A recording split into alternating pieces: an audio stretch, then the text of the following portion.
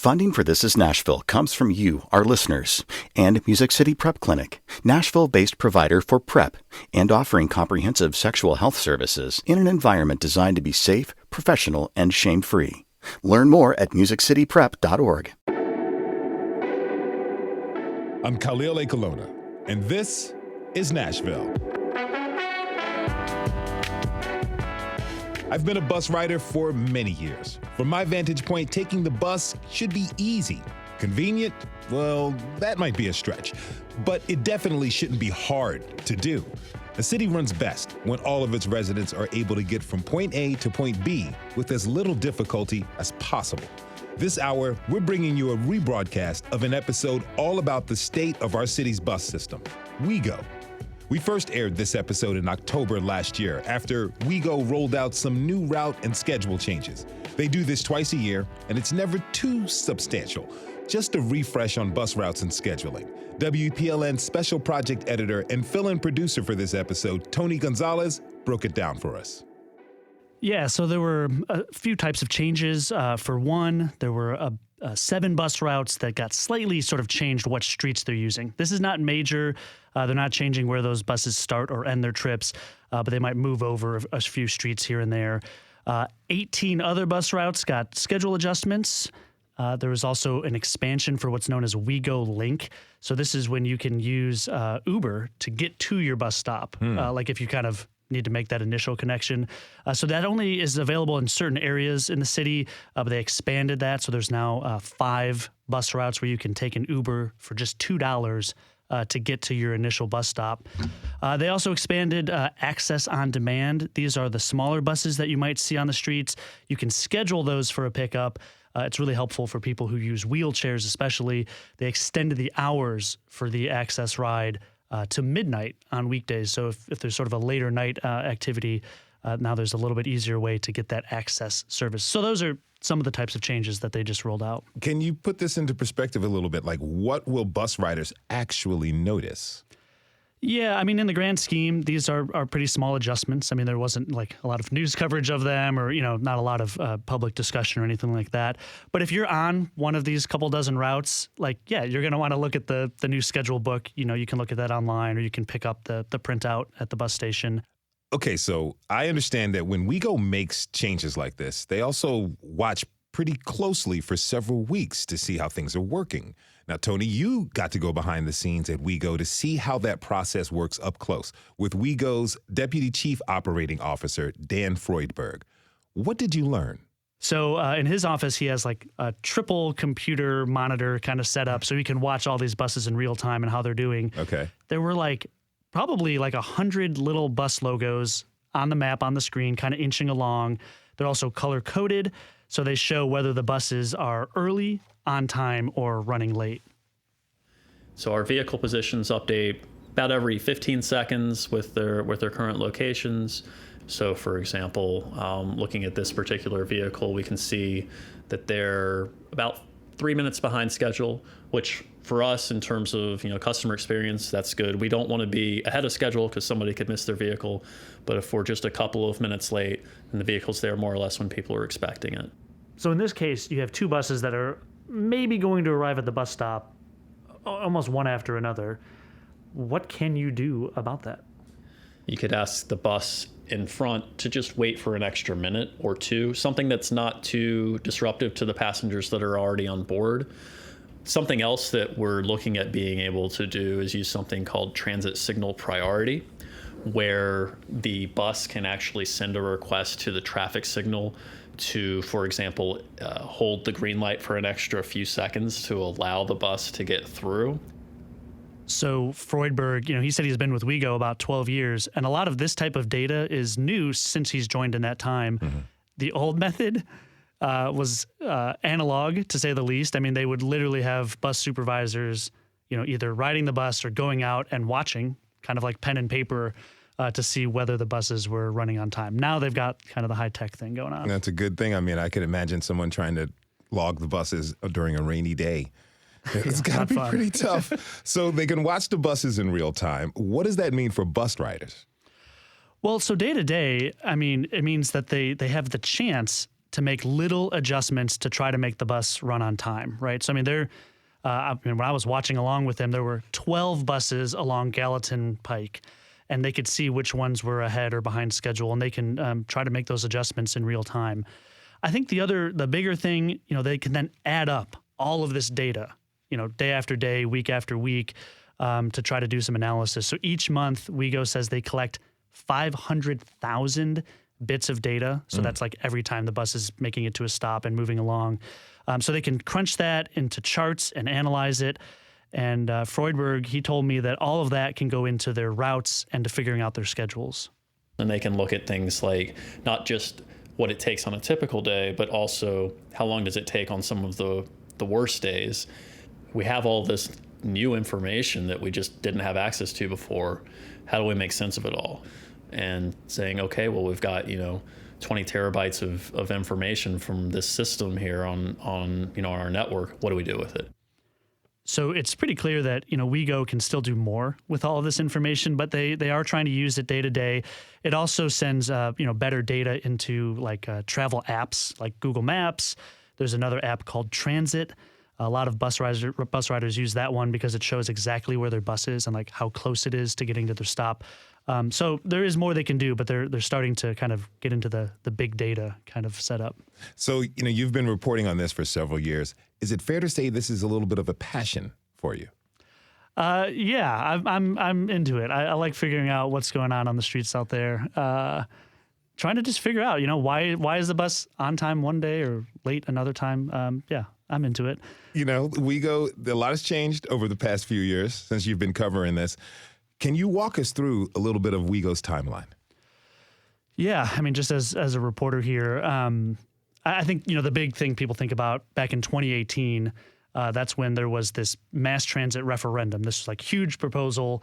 It would have raised some taxes in order to put more money into bus service. And also it would have created 5 light rail train lines. But that was defeated. I mean, voters, they rejected that referendum by a pretty wide margin. And one of the things in 2018, one of the main critiques at that point was a lot of people, they were saying, let's not do light rail and some of these other ideas yet. Can we just figure out how to run a better bus service first? So that was one of the messages that I think a lot of people were saying at that point. So people have had this desire, for better bus service, more buses, more frequent buses. They've made that pretty clear over the years. I mean, people have also filled out like surveys and there've been focus groups and all this other planning. So in 2018, I think the message was, let's improve the bus service. So since the failed referendum, has WeGo been able to make moves on creating a better bus service? Yeah, somewhat. I mean, there was actually an additional setback then in 2019.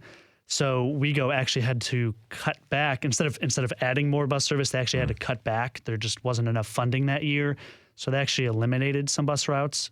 People were not very happy about that. They also increased the cost of a fare at that point. But at the same time, I think one of the things that people didn't really know was kind of going on behind the scenes was they had this project called the Better Bus analysis or Better Bus Initiative. They were using some of this data we talked about and really trying to figure out where's the high ridership, what kind of hours make the most sense, where's the demand. So around that time, they started trying to kind of roll out this data. And the bigger idea was just to give bus riders what they were asking for, which was more frequent bus service and also longer hours, meaning once you get late enough at night, there's no bus anymore. Mm-hmm. They've been trying to extend those bus hours later into the night. Then the pandemic hits. That couldn't have helped. Right. Yeah. So they're doing what they can with the data. Then there's the pandemic that, really, that just slashed the transit ridership. I think WeGo is back now to, 80% of the bus ridership that they had before COVID hit. They've also essentially built back all of their hours. They've actually added slightly more hours than what they had before. They've also been adding a lot of sheltered bus stops. That's something that's been kind of going on year to year. I think they've added something like 100 bus shelter. It used to be like a bench or just a sign. And now they've got these shelters at, I think, like 100 more bus stops. So they've been, working on all of that in the background. So what comes next for WeGo? I think in the spring, we might see some bigger changes. They are thinking about adding more of those late night bus trips. So they're proposing buses running until 1:15 a.m. Monday through Saturday. So a little bit beyond midnight on some of the major routes. They're still working on some new transit centers, which are sort of like bigger bus stations in neighborhoods. I was also told WeGo is going to work on a new study of their bus rider demographics to know who's riding the bus and sort of what they want. Most of their data on that is at least 5 years old. So, when you're running a bus system, I guess it never really ends. The work does not end. They're just constantly kind of tweaking the network, and I think we'll see some more changes come in the spring. That's our fill-in producer and WPLN editor, Tony Gonzalez. Tony, thanks again for this breakdown. Yeah, thanks, Khalil. All right, we've got to take a break. When we come back, we'll continue this rebroadcast of an episode about the state of WeGo. How has WeGo rebounded from the pandemic? What worked and what hasn't? This is Nashville. We'll be right back. But first, please enjoy this Busta Rhymes track. You know the one.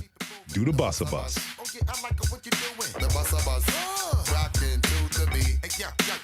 All in together now. The Busta Bus. Oh, come on, keep it moving. The Busta Bus. Oh yeah, I like this what you're doing. The Busta Bus. Rockin' to the beat. Yeah. All in together now. The Busta Bus. Yeah, keep moving. The Busta Bus. Oh yeah, I like what you're doing. The Busta Bus. Rockin' to the beat. Yeah. The Busta Bus. Yeah, come on, keep moving. The Busta Bus. Yeah, I like what you're doing. The Busta Bus. Rockin' to the beat. Yeah.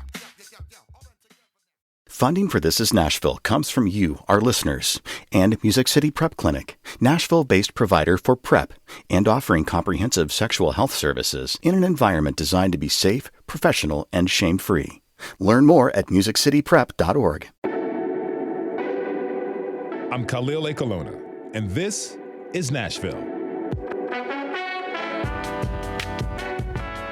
Voters sent a strong message to city leaders back in 2018 when they rejected a sprawling mass transit proposal. That message, fix the bus system we've got before dreaming so big. WeGo set to work. But then the COVID-19 pandemic hit. That slowed everything down, including the overhaul on our current bus system.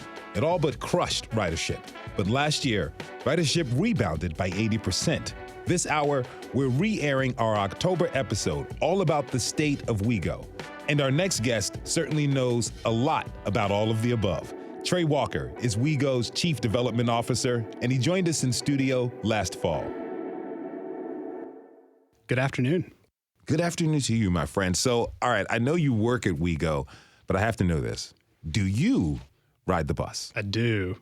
So I live, fortunate to live in the Wedgwood, Houston neighborhood, so really close to downtown. And along Nolensville Pike and along many of our major corridors, we have really frequent bus service. And so I enjoy when I'm working downtown all day and have that commute trip, take that on the bus. I just walk right off my back, out my back door, walk down Hart Street, catch the bus at 2nd and Hart in downtown, easy as can be.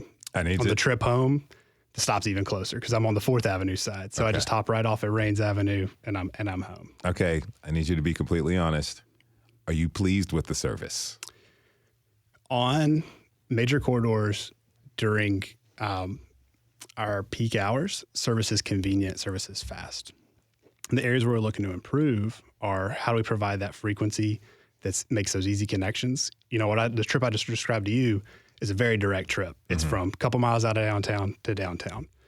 How do we expand those connections to where that 1 hour timeline of travel can expand to larger parts of the county? And those are the areas where we're looking to focus. All right. Service improvements. As I mentioned, the pandemic crushed ridership, but help us understand just how bad was the impact of the pandemic on our bus system? Yeah. So initially, March 2020, we all know what happened, and the world kind of came to a stop. But WeGo Public Transit was identified as an essential service for the city, and we kept running. We never shut down. We limited some hours, limited some trips. We wanted to protect our employees just like everybody else did. And with that, we saw a lot of discretionary trips, folks that work downtown, school students certainly, and a lot of people that are riding for those discretionary trips. Like I was just describing, if I'm going to an event or something from my house, that stopped. So we went down to about 50% of our ridership. All told, and about 40% even in April of 2020. Since about the spring and fall of 2021, as things started coming back together, and we started actually adding service back in the fall of 2021 and improving our service levels, we have seen a drastic rebound. And when we add service back, we're doing that to primarily we've added that service on our main corridors. So right now, service on Dickerson Pike, for example, has about a 12-minute service cycle on the corridor, 12-minute frequency.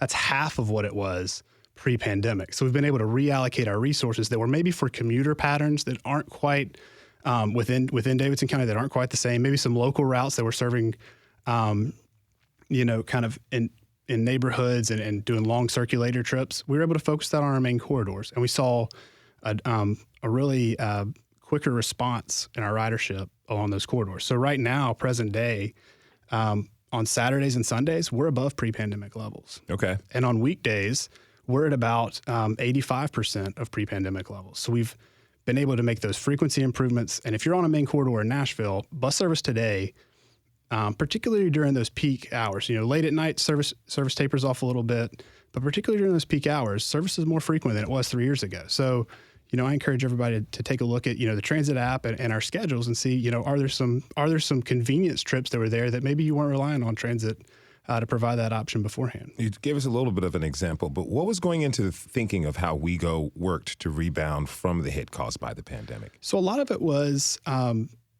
of the market of the pandemic. We knew we wanted to space people out. We didn't want overcrowding on our buses. We wanted to provide safe trips. We wanted to take care of our employees. And so when we start looking at putting service back on corridors, we deployed a method of having buses stationed throughout the county so that if an operator saw some crowding taking place on their bus, they could place a call on a main corridor, and we would have buses stationed to be able to insert an additional bus to help that overcrowding issues. So that was some of the initial steps that we took.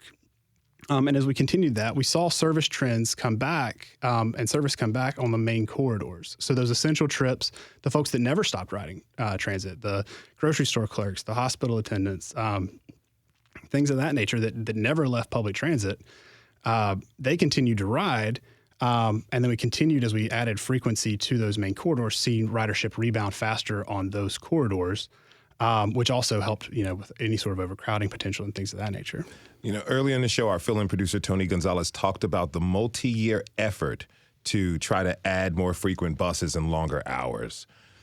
Let's get into that. How would you compare where things stood just before the pandemic versus today? Yeah. I'll use the example of our frequent transit network. And so those are, like I said, the main corridors in Nashville: Murfreesboro Pike, Gallatin Pike, Dickerson Pike, Nolensville, Charlotte, the West End corridor, Hillsboro, the Franklin Pike corridor. We've added frequency to all of those corridors and can look to continue to do that in our next step of service changes. So some things that we have conceptually lined up for our spring service changes are an expansion of our service hours. So right now we have buses running to 12:15 at night on those major corridors. We're looking to expand that to 1:15 in the morning. We're looking at improved frequencies midday on the Route 7 and Route 8. One trend that we've seen in the pandemic that I haven't touched on yet is that we see flatter peaks. So not necessarily those huge commuter peaks, but actually a spread out peak all day. So we're seeing higher ridership midday when you're comparing it to that 3 to 6 window in the afternoon. Mm-hmm. And so adding that frequency for those people making trips midday is something that we're looking to fill in on. And then also expanding span and frequency on our crosstown routes. So now that we've got the backbones right, we've got the corridors with substantial service along those corridors, how can we help people connect between those corridors that doesn't necessitate that downtown trip? And our efforts with transit centers, we opened our transit center, our Hillsboro Transit Center in March of this year. And we're nearing groundbreaking for our North Nashville Transit Center in about a month. Hillsboro has 2 routes that connect to it, so you can connect to those 2 neighborhoods, the 2 areas that fall on those routes. Our North Nashville Transit Center will connect 5 present-day routes, and we hope to expand that with the future crosstown connection on Trinity Lane.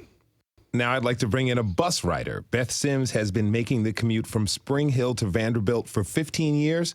That's a long time. Beth, thanks for joining us today. Welcome to This is Nashville. Hi, how are you today? I'm doing fantastic. How about yourself? I'm doing well. So good to have you with us. So tell me, how did you become a bus rider? Well, basically because I live so far away. I live in Columbia, but I work at Vanderbilt University at the School of Nursing, and it's just convenient. It's free for all Vanderbilt employees. We just have to swipe our ID badge, and it just saves a lot of money and wear and tear on my vehicle. Now give me the skinny on your commute. What would it be like if you were driving to work every day? Oh goodness, fighting that traffic with the increase in people moving to our area is just could just be a nightmare. This way, I can sit back in a nice big Greyhound type bus and do whatever I want to, read or whatever, and let someone else do the driving. Fortunately, you were able to find an alternative through the Regional Transit Authority's van pool service. Tell me, how does that service Yes. work? Well, I did that in the beginning before the pandemic, and a group of commuters will get together, contact the Regional Transit Authority, and we will rent a van from them.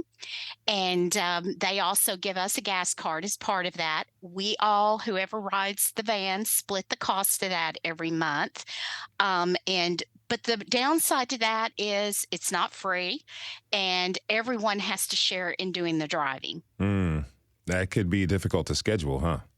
Yes, definitely. Now tell me, how did the pandemic really affect your life as a bus rider?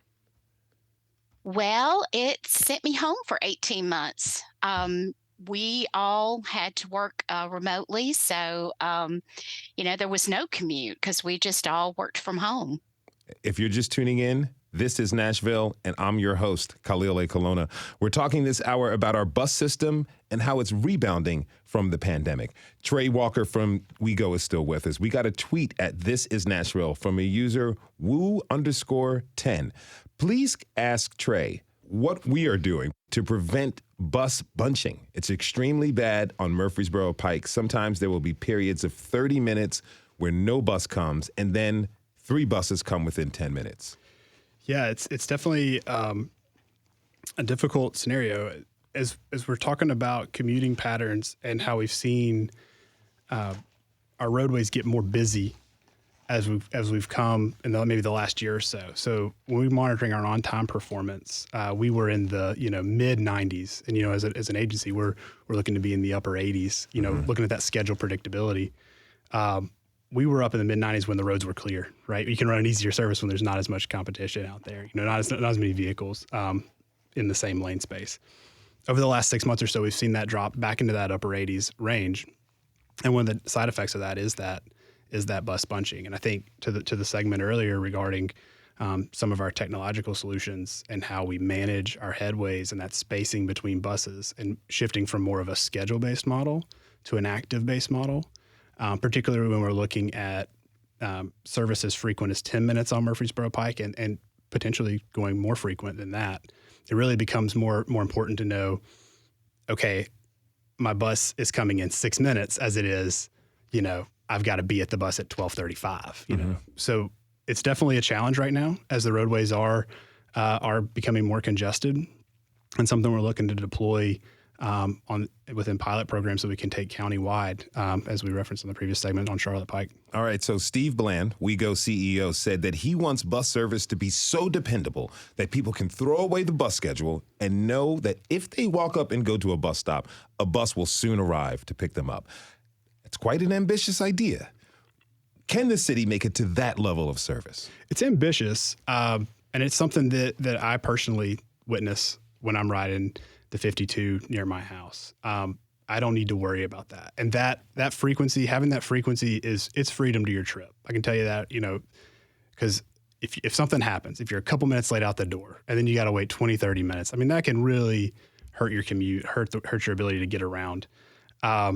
But we have improved that. We actually have some across a lot of areas within the county. Within our frequent transit network, we have that for parts of the day. And I think our next steps are looking to expand that and looking to expand that and improve those connections to those routes that do run less frequent, those routes that are, local circulators in those crosstowns. I want to get back to Beth Sims. Beth, simple question. Are you happy with your decision to switch to the regional bus service? Oh, most definitely. We've become the same people ride almost every day, and we've become our own little community. And yeah, it's great because it's free for us, for Vanderbilt and state employees, and it's a no-brainer for me. How much of a difference does it make that, these costs are covered and that it's free for you? Well, it's extending the life of my car. I don't have to pay for parking on campus, and it also cuts down on my stress. Are you recruiting others to start riding the bus or joining a service like yours? Oh, yes, most definitely. Anybody wants to ride the 95 bus from Spring Hill to Vanderbilt in downtown Nashville, we would love to have you. More people to join the community. Now, Trey, what about people who don't necessarily need to use WeGo on a daily basis to get back and forth to work or running errands? What is WeGo doing to court more bus riders? Yeah. So what we have this last summer, we had a promotional program called WeGocations. And we had several venues across town that we partnered with. And we were working with promoting our new fare collection system, which is called Quick Ticket. And we partnered with those venues, and if you showed your Quick Ticket card, you got half off your admission, whether it be the zoo or the Frist, or some of our other partners. And so what I think promotions like that do is it enables people to start thinking, okay, can I make that trip to the Frist? Can I make that a transit trip if I live, in Bellevue? And start thinking through that, consulting our schedule, seeing that, there is some convenient service there. There is improved frequency, and start inching out. I know it can be intimidating taking that first bus ride and thinking, okay, do I have the right payment method? Do I have the right time? Am I staying at the stop on the right side of the street? So it can be intimidating, but becoming approachable and making folks know that it's easy and creating good partnerships for where trips can be made, starting looking at those discretionary trips is a good entry point for most folks. And I encourage people to do that. Are you all working on discretionary trips for events like Titans or Predators games as well? We do, yeah. So we have our Game Day Express that we run along the Music City Star line, or the WeGo Star line, excuse me. And as far as service to Predators games, a lot of our service kind of terminates downtown, right? And so a lot of those routes can be utilized for service to those events and concerts in the area as well. What else can we look out for from WeGo? I want to note a little bit about our transit center development. Like I said, we're breaking ground in North Nashville here in the next couple months. Excited to see that project come online. And really the service that having a facility that, has bus service occasionally isn't that great, but I'm really excited about the amount of service we're going to be able to put in there and the connections that we're going to be able to make in that neighborhood and across town as we put some of our cross-town trips into that station as well. So that'll be coming up at the corner of 26th and Clarksville starting in the next couple months.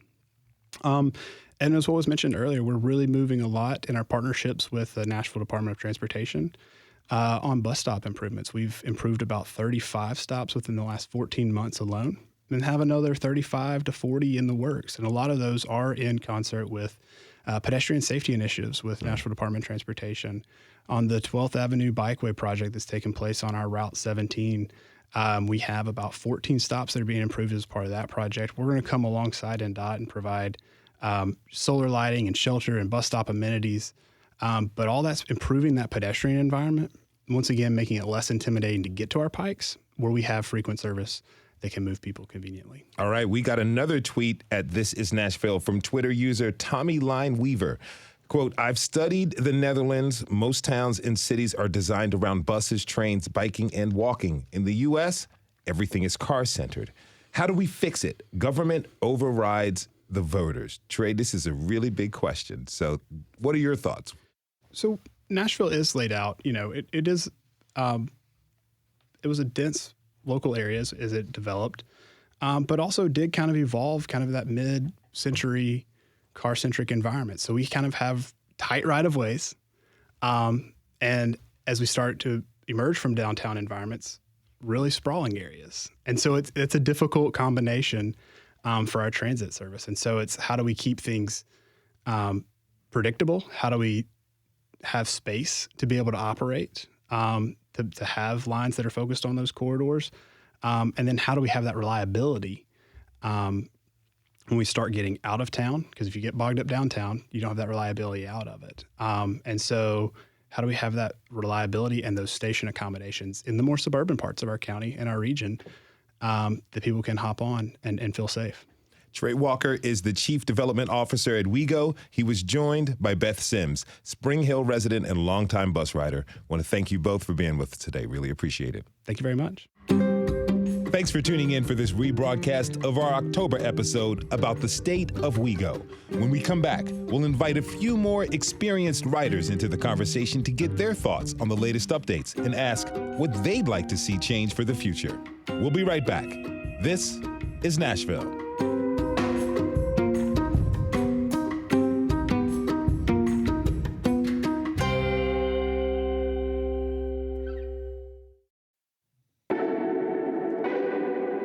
I'm Khalil Ekalona, and this is Nashville. I've lived in cities where cars are the predominant mode of transportation, so I tried that for a while. But honestly, the stress of traffic and bad drivers became too much.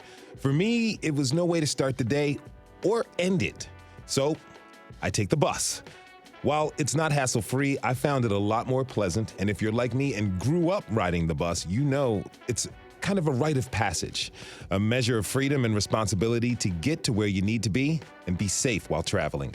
Experienced bus riders have a deep knowledge of not only the city streets, but the needs of people who rely on mass transit to live their lives. My next guest can relate. John Bull is a longtime rider who arguably knows Nashville's bus system better than anyone. John, welcome to This is Nashville. Thank you. It's good to be here. Such a pleasure to have you here with us. So you took the bus here today, right? Exactly. Mm-hmm. So tell me, why do you ride? It's a couple of things. One, I don't harass my fellow drivers when I am driving, which is good for their blood pressure, and I won't run over any pedestrians. And also, getting a senior discount, $33, $36 a month using the quick ticket is, as they say, a good deal. No road rage and pedestrian safety and a discount. It sounds like fantastic reasons to take the bus. Tell me, what type of trips are you taking? Well, take today. 5:35 in the morning, took a bus, Southern Hills Hospital on 52 inbound to Coleman Recreation Center. That's 15 minutes. Ran for an hour. Beautiful sunrise, magnificent sunrise. Came back and prepped to come here, and I left at 10:30, arrived here as scheduled, changing at the main bus station and arrived here at 11:45, exactly when I was programmed to be here, and that's typical. One thing, 52 is one of those main trunk routes, and I always check on my netbook when the next bus will be there, and it's accurate within 4 minutes. And I walk 3 minutes to the bus stop, and we're good to go. That's typical of what I usually do in the morning. All right, the fact that you were up at 4:30 and ran miles and saw the sunrise before I woke up makes me feel pretty guilty. I'm going to have to get on it a little bit. You're an inspiration, sir. Now, you're also an avid rider, and you're also a pretty engaged rider. If you were a hazard to guests, how many, WeGo board meetings have you think you've been to over the years?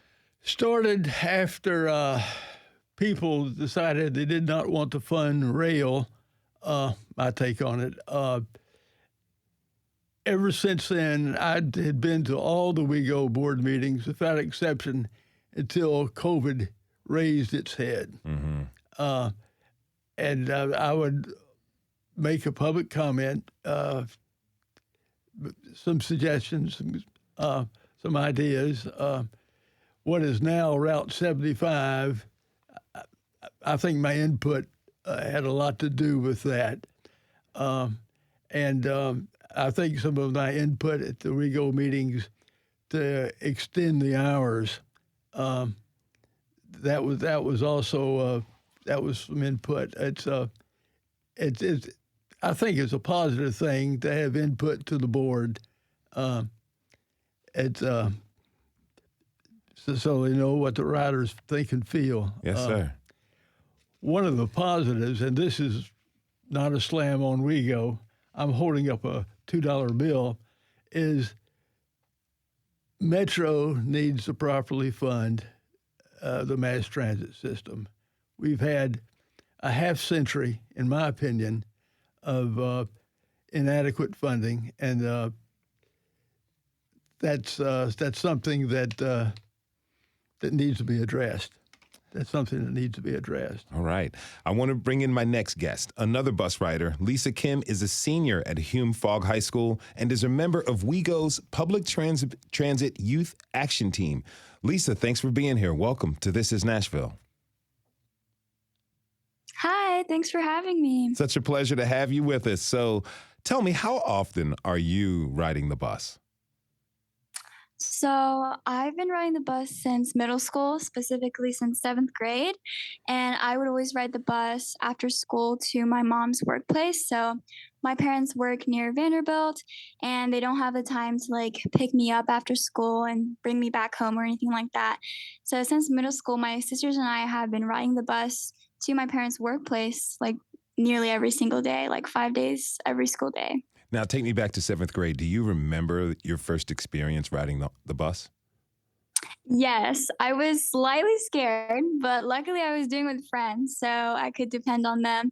But one embarrassing thing is that I didn't know I was supposed to pull the silver cord to indicate that I wanted to stop. Okay. So I almost missed my bus stop, but luckily I caught it on time and I was able to get off at the right stop. I'll tell you this. Forgetting to pull the cord is a lot better than sleeping past your stop, which I have done. Oh, I've done that too. Yeah. I've done that too. Yeah. That's one of those things. Now, how helpful was it to have your family and friends teach you the ins and outs of public transportation? Oh, super helpful, because I feel like one of the main reasons why kids and students in general, or just people in general, feel a bit uncomfortable to ride the bus is just getting through that first bus ride. But because I had my sisters tell me and my parents being there for me, for example, in 8th grade, I had to ride 2 buses to get to my middle school. And my mom, she actually rode the bus with me before school started, and we went through the route together. And so that was extremely helpful. So it's definitely important to have a community around you. And I would say for your first bus ride, it would be super helpful if you had a friend to go with, whether you're going to the mall or the movies. So now you are educating your peers about mass transit as a part of WeGo's Public Transit Youth Action Team. Tell me, what is that? What's the action team trying to do? Yes. So to give you guys some background information, we're a team of 8 high school students from across Nashville, and we really work to advocate public transportation use, specifically amongst the youth. So we like to focus on middle schoolers and underclassmen in high school, since we felt like that's typically the age group where, you don't have your license yet, you don't have a permit or access to a car. So we really depend on public transit.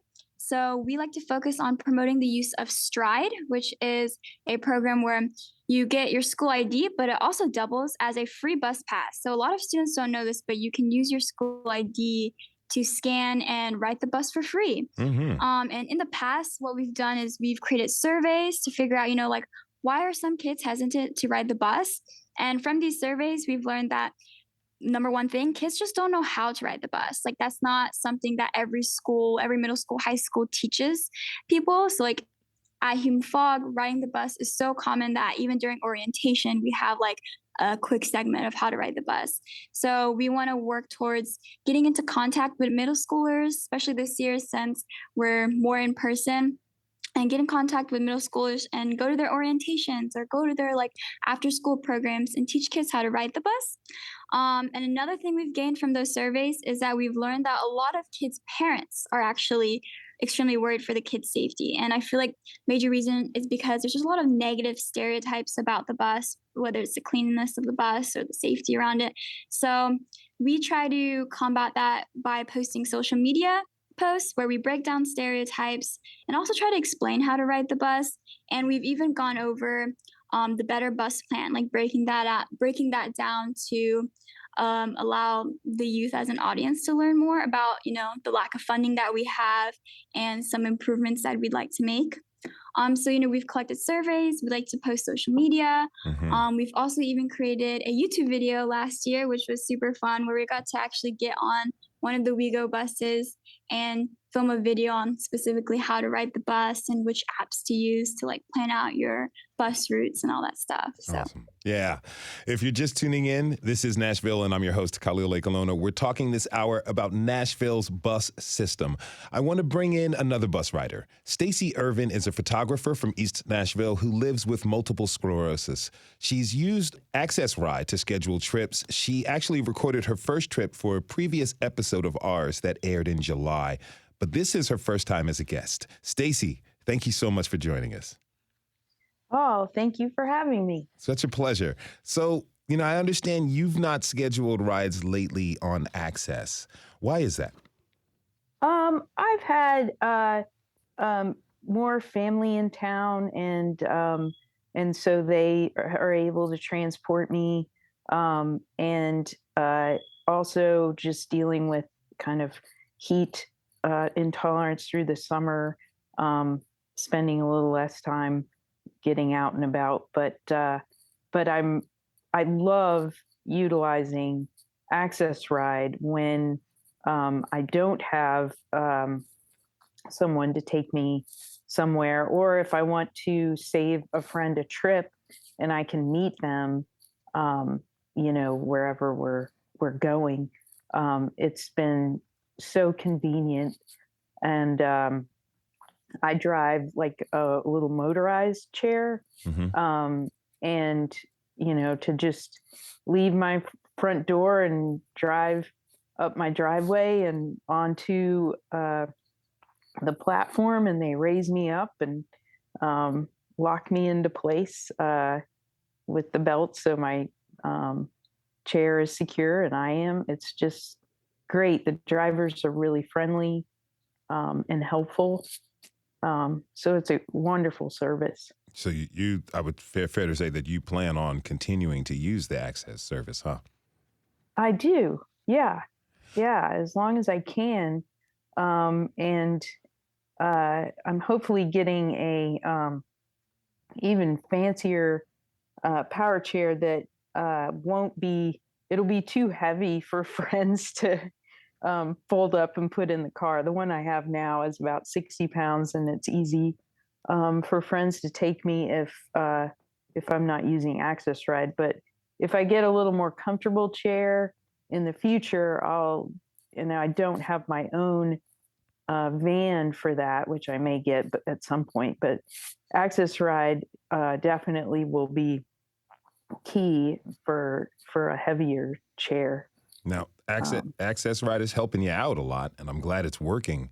But tell me, what would you like to see change?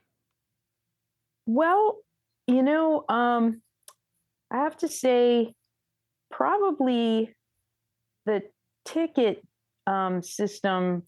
I would love to see that kind of upgraded, because right now, the price is amazingly affordable. It's $3.70 one way. But you can buy these little Access Ride tickets, and you have to order them. You can't order them online anymore. You have to call and place your order. And then if they mail it to you, they charge $5 now, which is pretty steep for just small paper things. And then not all of the vehicles take those tickets. So if you're in a different vehicle, you have to have exact change.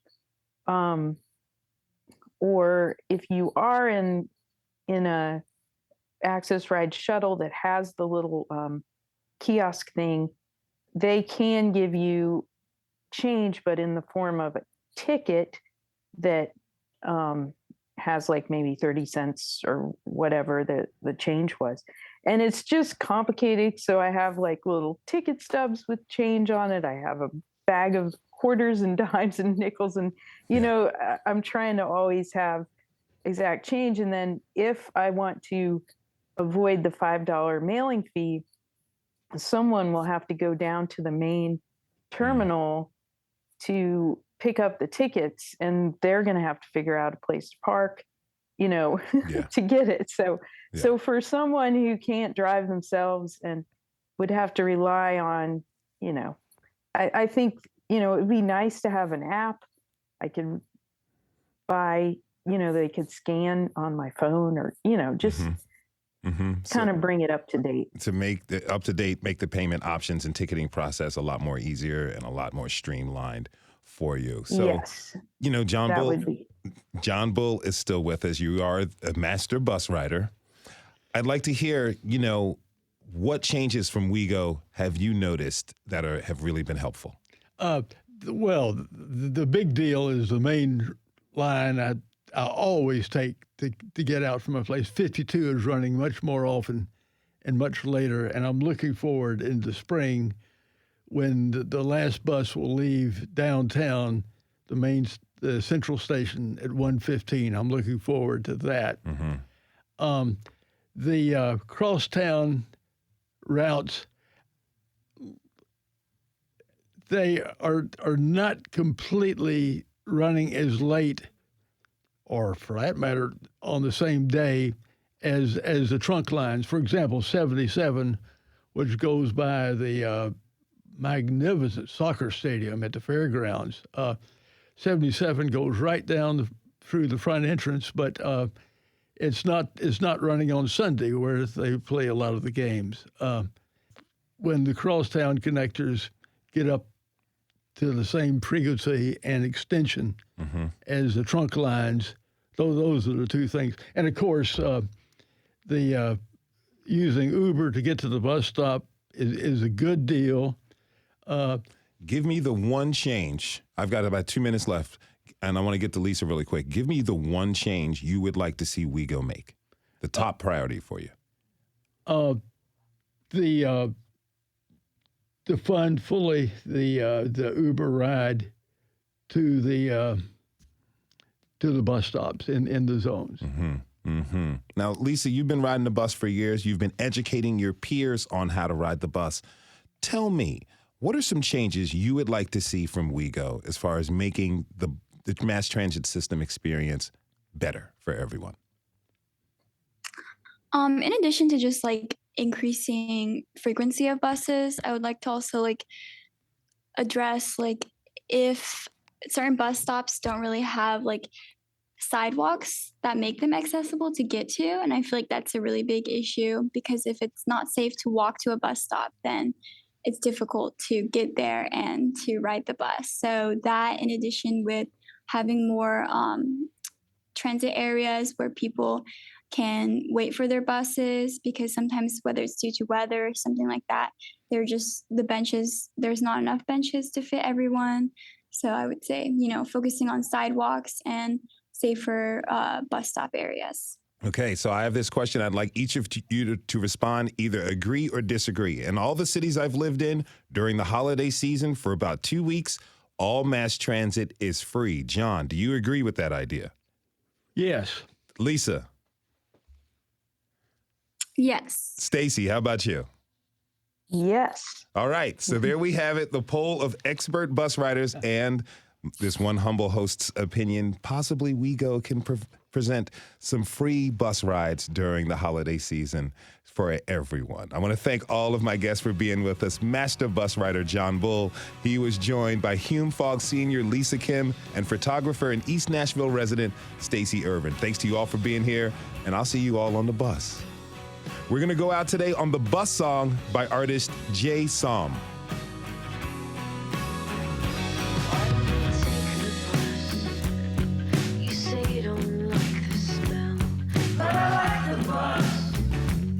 I can be whoever I want to be.